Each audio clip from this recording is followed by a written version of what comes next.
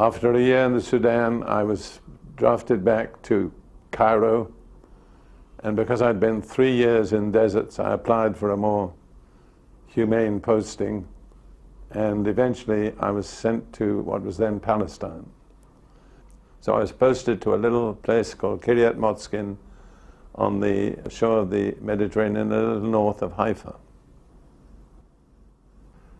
I had heard about this Danish missionary that had a small children's home a little north of Jerusalem in a place called Ramallah, which was then a small Arab village.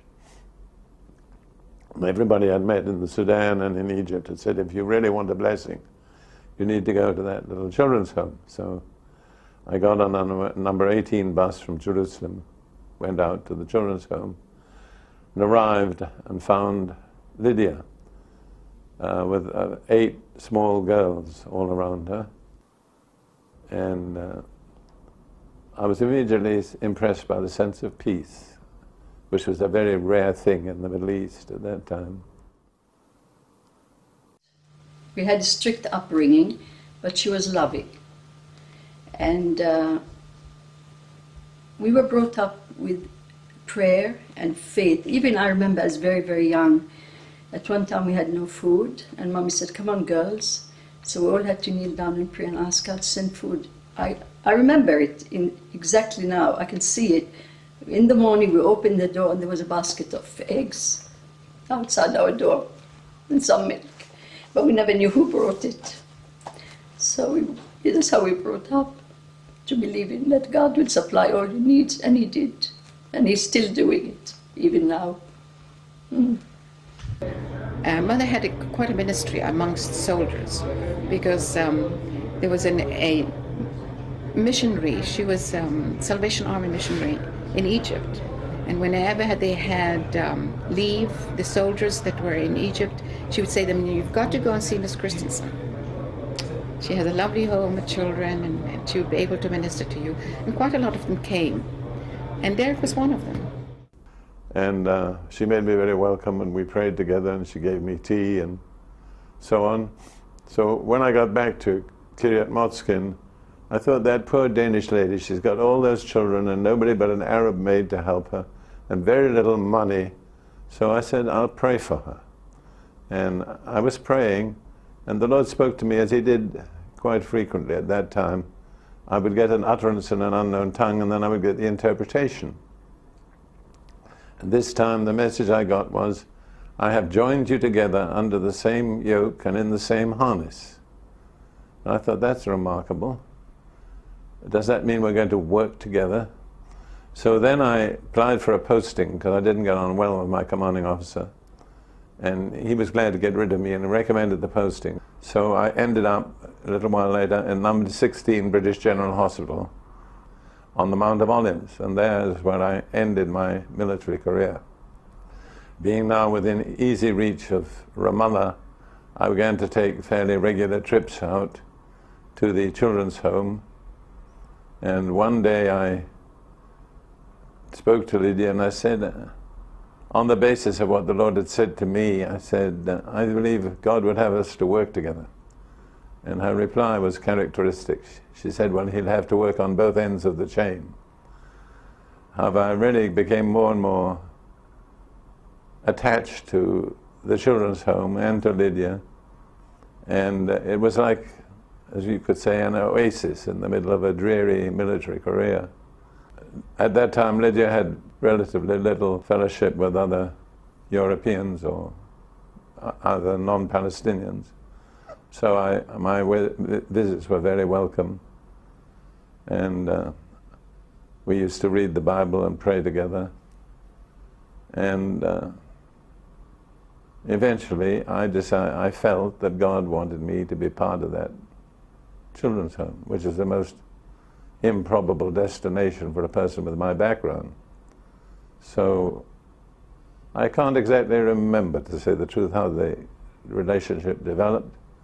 But one day I said to Lydia, would you marry me? And without much emotion, she said yes. So that is how we decided to get married. And most of the emotion came later. I remember Derek coming because we had a lot of soldiers coming to our home. Our home was open to the British soldiers or anybody who used to come in for prayer. And I remember Derek coming, and he came again, and he came again. And then one day Mommy said to us, and I knew there was something going on. I mean, I'd be about 16 then. I thought, there's something going on here. We often thought it was they coming a lot to see my older sister because she was a beautiful girl, very beautiful. And the shock of our lives is when we realized he was really coming to see Mother. And one day Mommy said to us, come on girls, I'm going to tell you something. I said, what? Well, she said, there's this young man, and I said, yes, Derek, you know Derek, and he's asked me to marry him. And I said, Mommy, you can't. I said, we've been girls here all the time. I said, you can't have a man in this house. We've never had one before. So what do we want a man for now? You're managing good. We're doing all right. She said, just think about it. I'm getting older, and you girls one day will go and get married, have your own homes.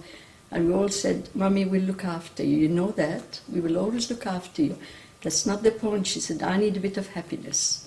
So we said, okay, we agreed. We like Derek. He's a lovely fellow. He is really a nice man. I didn't care for him myself, if you want my real honest. After all, he came and he took Mother away from us, from me. I'm talking about myself now. I was very, very close to Mother. So when Derek came, it sort of kind of pushed me to one side a little bit. And when you're 13, it's not a very nice feeling. It was very hard for him. You think about it. I mean, all women, no men in the house, 8 girls, and our mother. So I think he took on a very big, heavy job to have all those girls to look after them and be our father. I don't think it was easy for him neither. It must have. So we all adjusted very well. He was there for us if we needed him. We could go to him. And he was always obliging and helping us, whatever we asked. He opened up an awful lot more to us, especially in my reading. It was wonderful. I just soaked it up. You know, he's terrific on memorizing Bible verses, and we memorized something nearly every day. So we learned so much more. He opened up a completely different chapter in our lives. I'm glad he came to our home. I really am. It's lovely. So he made a difference, really. So we had a mom and a dad then. Not just mommy, we had a daddy too. So it was good. But on the wedding day, I remember I just sat in the church crying. I thought, my gosh, what's going to happen now? And I even told Mommy, you know what's going to happen. I mean, at one time we were all girls. You could just run out to the bathroom or whatever. You didn't have to worry about anybody being there. Now we had to dress decent and walk out of our rooms. We couldn't just walk out. And she said, that's right. But she said, I need happiness too, Tikva, you know that. I said, yes. So I'm really glad she had Derek in her life. The fact that I asked Lydia to marry me and she said yes was really rather remarkable, because she was born the same year as my mother. And yet we never had any problem about that, the difference in our ages. When I communicated the news that I was planning to marry Lydia, my parents were disciplined English people, so they didn't display a lot of emotion. And I mean, I was their only son, so all the eggs were in one basket. And my father did write back and ask how old Lydia was. And I wrote back to him and said, it isn't customary to ask a woman's age. And he wrote back and apologized for that. They were really, I have to say, wonderful in their response in many ways. Well, then I had to get out of the army in Palestine, which was not normal.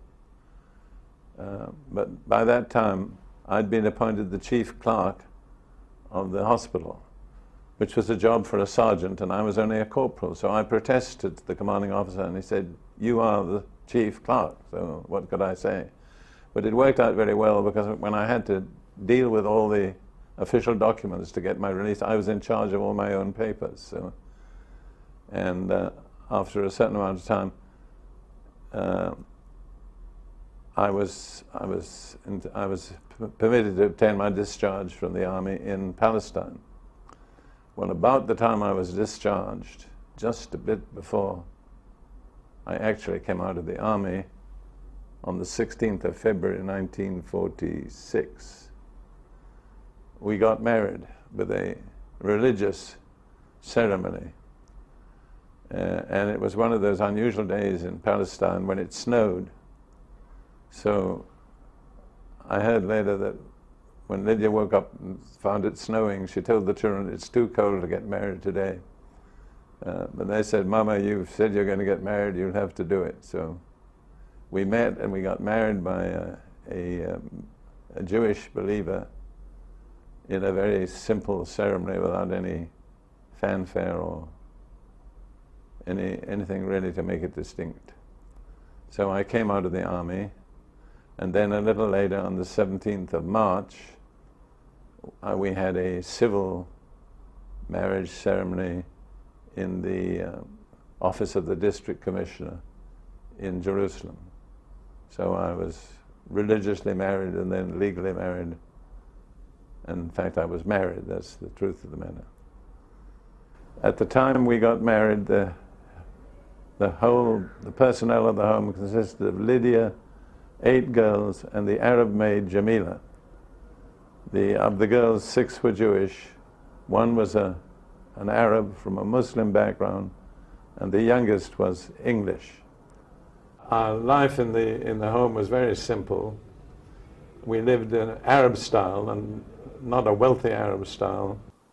Our main items of diet were very coarse bread, olive oil, in which we dipped the bread and then sprinkled it with this thing called za'atar, which was powdered hyssop. And we had milk, we had some eggs, and plenty of bread and olive oil until it ran off the children's elbows as they dipped. And all that was amazingly cheap. You could fill a big earthen jar of olive oil for a few shillings, and a sack of Jaffa oranges cost 2 shillings at that time. And really it was a very healthy diet, in many ways much healthier than what we came to later in life when we were more, quote, civilized. The home was permeated with a spirit of prayer, because Lydia was a praying person. She was very busy. She'd be changing diapers or filling bottles or cooking, but she'd be praying all the time. And really the children grow up, for them prayer was something absolutely natural, as natural as breathing. And when soldiers came to the home, which they frequently did, Lydia would get the children down on their knees praying while she ministered to the soldiers.